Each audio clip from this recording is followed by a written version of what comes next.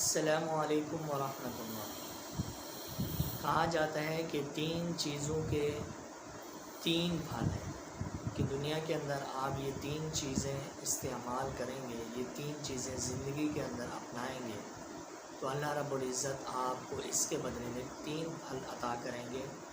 یہ تین پھل اور یہ تین چیزیں کیا ہیں آئیے دیکھتے ہیں۔ نمبر ایک یہ ہے کہ قناعت کرنا۔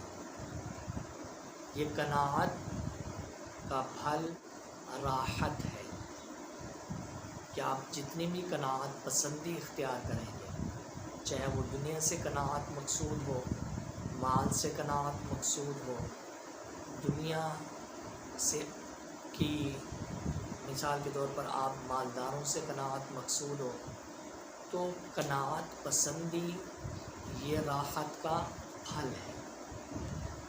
نمبر دو یہ ہے کہ تواضع اختیار کرنا کہ آپ کسی بھی میدان کے اندر ہیں، آپ عاجز ہیں، آپ کبھی حق پر ہوتے ہوئے لڑائی جھگڑا بسا اوقات ہو جاتا ہے، پھر بھی آپ تواضع اختیار کرتے ہیں۔ تواضع کا پھل وہ محبت ہے کہ اللہ پاک خود بخود لوگوں کے دلوں میں محبت پیدا کر دے، تو تواضع کا پھل محبت ہے۔